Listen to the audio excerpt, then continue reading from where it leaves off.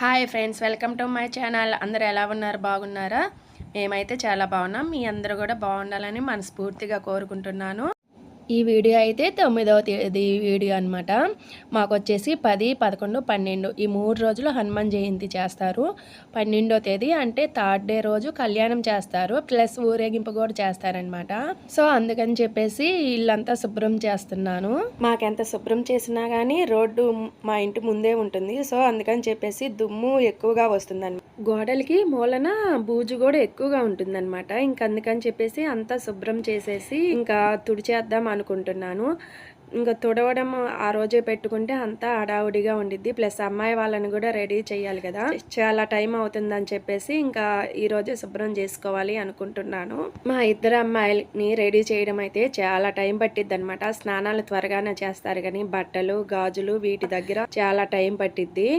మీ ఇంట్లో కూడా ఆడపిల్లలు ఉంటే ఇలానే లేట్ అవుతుందా లేదా కామెంట్ చేయండి ఫ్రెండ్స్. ఇలా పండుగలు ఫంక్షన్లు వచ్చినప్పుడు ఒక్కోసారి అనిపించిద్ది అనమాట. వీళ్ళిద్దరిని రెడీ చేసిన తర్వాత నాకు రెడీ కావడానికి టైం ఉండదు, హడావుడిగా ఉండిద్ది అనమాట. అలాంటి టైంలో ఒకరు అబ్బాయి ఉంటే బాగుండు కదా రిషి, నువ్వు అబ్బాయి అయి పుట్టుంటే బాగుండేది కదా అంటాను. లేదు మమ్మీ, నాకు అమ్మాయిలే ఇష్టము, అబ్బాయిలు ఇష్టం ఉండదు అని చెప్పిద్ది రిషి అయితే.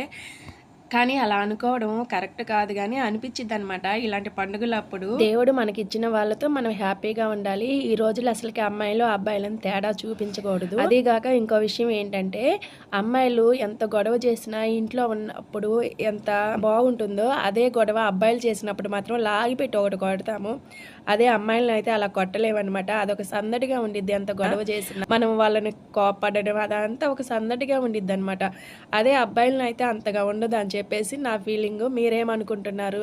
మా గీతు అయితే నాకు చాలా హెల్ప్ చేసిందనమాట. రిషి కూడా చిన్న చిన్న వాటిలో హెల్ప్ చేసింది ఈరోజు. ఇంకా ఆ కాగితాలన్నీ వచ్చేసి దేవుడి పటాల దగ్గర తీసేయమన్నమాట. అవన్నీ కాల్ చేసాము. నేనైతే ఇంకా మజ్జిగ వచ్చేసి ఉదయం సాయంత్రం 2 సార్లు చేస్తానన్నమాట. దీనిలో అడుగునున్నట్టు ఉంటాయి ఈ మజ్జిగ, అందుకేను. ఈ గిన్నె అయితే మాకు తెలిసి చాలా సంవత్సరాల నుంచే వాడుతున్నాము. మా పెళ్ళైనప్పటి నుంచి ఇదే ఉంది మా ఇంట్లో.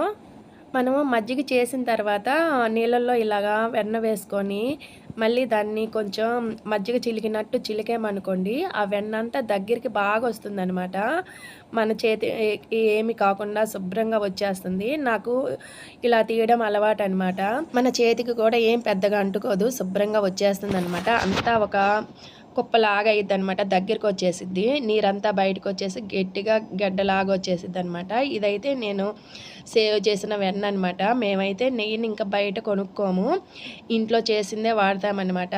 గీత అయితే వాసి ఓవరిస్తూ ఉంది, అప్పుడు మేము బయట కొనము. అలాగా మనము ఈ వెన్నని వేడి చేసేటప్పుడు ఒక మంచి వాటర్ తోటి ఒక 2 టైమ్స్ ఈ వెన్నని క్లీన్ చేసుకొని వేడి చేసుకున్నాం అనుకోండి, నెయ్యి బాగుంటుందన్నమాట. ఈ నెయ్యిని వేడి చేసేటప్పుడు కొంచెం కరివేపాకు మెంతులు కూడా వేసుకుంటే మంచి స్మెల్ వస్తుంది.